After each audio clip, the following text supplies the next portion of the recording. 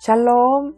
이번 겨울은 예년에 비해 눈도 많이 내리고 추운 날씨도 지속되는데요. 특별히 건강에 유의하시길 바랍니다. 1월 18일 월요일 시은서교회 날마다 말씀과 함께 오늘의 본문은 마태복음 12장 22절에서 50절입니다. 조금은 길고 어려운 본문이지만 전체적 흐름을 파악하는 가운데 주님이 주시는 은혜가 있으시길 소망해 봅니다. 첫 번째 살피게 되는 본문은 12장 22절에서 37절입니다. 바알세불 논쟁 및 성령 회방죄와 악한 말에 대한 예수님의 경고인데요. 안식일 규정을 문제 삼아 도전장을 내밀었다가 슬그머니 물러간 바리새파 사람들은 초라하게 퇴진하면서도 예수님을 없앨 음모의 칼을 갈고 있었습니다. 안식일 논쟁에 이어 바알세불 논쟁이 벌어지는 현장에는 귀신 들려 눈이 멀고 말 못하는 한 사람이 다른 사람들의 손에 이끌려 예수님께 나오는 장면에서 기인합니다. 귀신이 들려 눈이 멀고 말을 못하는 사람. 듣기만 하여도 그의 삶에 드리워진 고통의 그늘이 끔찍합니다. 그는 귀신의 세력 아래에서 눈 멀고 말 못하는 복합장애의 멍에를 메고 살았습니다. 그러나 예수님은 그를 귀신의 세력에 묶여있던 상태에서 고쳐주시고 새로운 존재로 거듭나게 하십니다. 이 일은 모든 무리들을 놀라게 하였습니다. 무리들은 질문을 던집니다. 이 사람이 다윗의 자손이 아닌가? 다윗의 자손으로 오신 메시아가 아닌가? 하고 말입니다. 놀란 것은 바리새파 사람들도 마찬가지였습니다. 그들 역시 예수님의 초자연적인 이적에 대해 설명할 길이 없었습니다. 그들은 분위기를 전환시키려고 엉뚱하고 졸렬한 발상을 가져옵니다. 이 사람이 귀신의 두목 바알세불의 힘을 빌리지 않고서는 귀신을 쫓아내지 못할 것이다 하며 방해 공작을 벌입니다. 이렇게 말하는 그들의 의도는 무엇일까요? 바리새인들은 예수님의 모든 권위를 무너뜨려야만 했습니다. 그러기에 예수님이 귀신들의 통치자 바알세불의 힘을 빌려 귀신들을 쫓아낸다고 합니다. 바알세불 논쟁은 앞선 안식일 논쟁보다 더욱 직접적이고 무서운 공격이었습니다. 그러나 예수님은 그들의 생각을 알고 계셨습니다. 이에 대해 예수님은 사탄이 만일 사탄을 쫓아내면이라는 말씀으로 대응하십니다. 스스로 멸망할 일을 사탄이라고 하겠느냐는 뜻입니다. 예수님은 통일된 조직체 내에서의 분열은 조직의 파멸을 초래하는 것임을 알리시며 귀신의 두목인 바알세불의 능력을 힘입어 귀신을 쫓아낼 수 없음을 분명히 하십니다.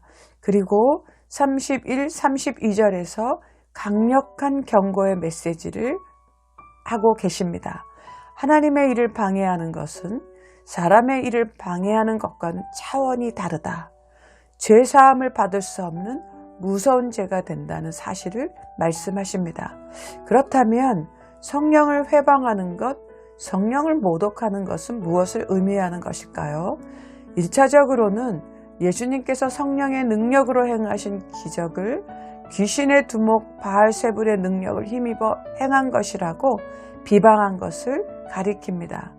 그들은 예수님을 통해 나타난 성령의 역사를 눈으로 보았으면서도 받아들이지 않고 오히려 사탄의 역사로 규정하며 완강히 배척했던 것입니다. 그러기에 하나님의 사하심을 받지 못하게 된 것입니다. 이는 당시 바리새인들에게만 국한된 문제는 아니라는 것이 중요합니다. 성령의 감화와 감동에 의해 명백하게 드러난 하나님의 뜻을 고의적으로 완강히 거부하고 대항하는 모든 시대의 사람들 역시 하나님의 사하심을 받지 못하는 성령 회박죄를 저지른 사람이라는 것을 알아야 합니다.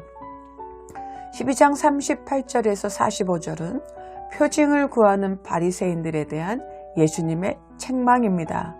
바리새인들과 율법학자들이 예수님께 표징을 구한 것은 그들이 그 표징을 보고 믿기 위함이 아니라 오직 예수님을 비난하고 정죄할 근거를 찾기 위해서였습니다.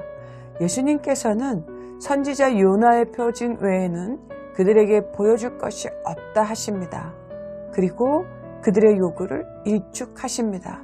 요나의 표징은 예수님께서 십자가에서 죽으셨다가 3일 만에 다시 부활하실 것을 예표하는 것이었기에 가장 큰 표징이었습니다.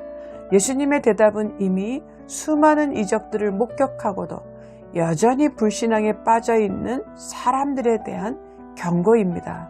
새로운 이적을 보여준들 아무 소용이 없다는 것과 예수님의 십자가 죽음과 부활은 예수님께서 참된 메시아이심을 확증해 주신다는 최고의 표징이라는 사실을 알려주시고 계십니다. 12장 46절에서 50절입니다. 이 본문은 하나님 나라 가족의 이야기입니다.